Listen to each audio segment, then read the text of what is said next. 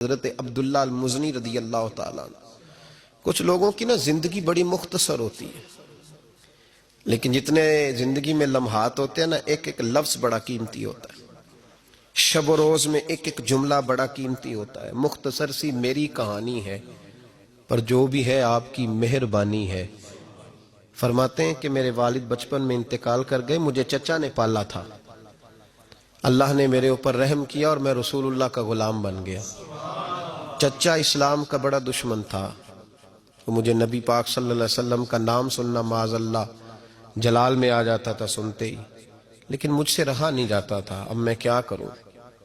میرا روز دل کرتا تھا مدینے جانے کو، روز۔ میری ماں میرے درد سے آشنا تھی۔ ایک دن میں تڑپ اٹھا، میں نے کہا اماں مجھے پتا ہے تو نے میری خاطر نکاح نہیں کیا، لیکن اماں میرا اب دل نہیں لگتا، چچا جانے نہیں دیتا۔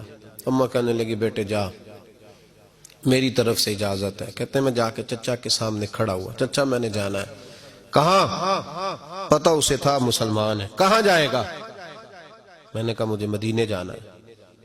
کہتے ہیں وہ تو آگ بگولا ہو گیا، کہنے لگا تیرے پاس جو کچھ ہے سارا میرا دیا ہوا ہے۔ تو میں نے کہا چچا رکھ لے۔ کہ جیبوں میں جو ہے وہ بھی نکال دے۔ کہتے میں نے رکھ دیا۔ پھر جلال میں کہنے لگا یہ جو تو نے کپڑے پہنے یہ بھی میرے ہیں۔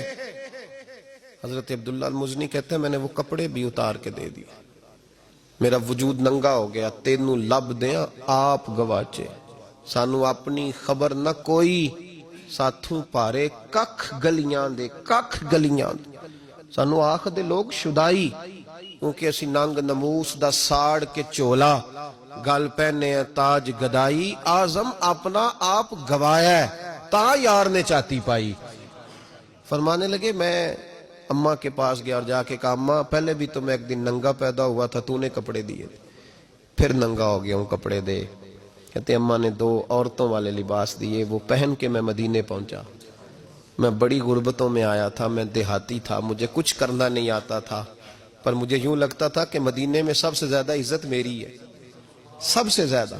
اللہ کے حبیب نے منع فرمایا کوئی اونچا اللہ اللہ نہ کرے، جب کوئی نماز پڑھ رہا ہو سو رہا ہو تو اس کے سامنے اونچا ذکر نہ کرو۔ کہتے میں ایک دن اونچا ذکر کر رہا تھا، اونچا میں ذکر کر رہا تھا، کیونکہ عشق لگا سی کھیڈاں کھیڈ دینوں تے مینوں کھیڈاں بھول گئیاں۔ میں کجل پایا سی یار دے ویکھنے نوں، پھر او دی یاد وچ روندے آئی ڈل گئیاں۔ حیدر شاہ اس گلی کدے نہ رول دی، پر ہن تے رول گئیاں۔ کہتے میں اونچا ذکر کر رہا تھا تو حضرت عمر فاروق رضی اللہ تعالیٰ عنہ نے ڈانٹ دیا، فرمایا تجھے نہیں پتا حضور نے منع کیا؟ تو عمر نے ڈانٹا تو میں چھپ کے بیٹھ گیا کونے میں۔ حضور آئے نا نماز پڑھانے تو محبوب نے پتہ کیا وہ عبداللہ کدھر ہے؟ کہتے میں کونے میں تھا۔ حضور نے فرمایا کیا ہوا؟ تو میں رو پڑا، میری عزت بڑی تھی نا مدینے میں، کبھی کسی نے کچھ نہیں کہا تھا۔ نبی کریم نے فرمایا کیا ہوا؟ عرض کی حضور کچھ نہیں۔ پھر بھی بتاؤ۔ کہتے میں رو پڑا، میں نے کہا یا رسول اللہ میری غلطی تھی تو سیدنا فاروق اعظم نے ڈانٹ دیا ہے۔ فرمایا ہوا کیا؟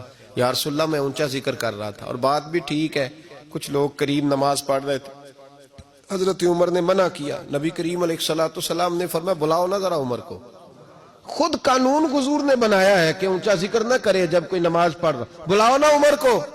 جناب عمر آئے تو حضور نے فرمایا عمر میرے عبداللہ کو کوئی نہ ڈانٹے، کسی ان پڑھ سے، کسی دیہاتی سے، کسی بھولے سے انداز دیکھے حضور کا، اسے کوئی نہ ڈانٹے۔ اور پھر حضور نے فرمایا تمہیں پتہ ہے یہ میرے لیے کتنی تکلیفیں برداشت کر کے آیا؟ صحابہ فرماتے ہیں یہ خوش نصیب ہے جس کی روح بھی محبوب کے ہاتھوں میں نکلی۔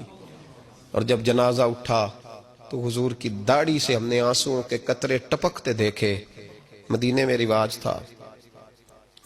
رواج تھا کہ قبر میں قریبی عزیز اتارا کرتے تھے، پر ان کا تو مدینے میں رشتہ دار ہی کوئی نہیں تھا۔ حضرت عمر فاروق اور جناب ابو بکر صدیق کہنے لگے ہم قبر میں اتارتے۔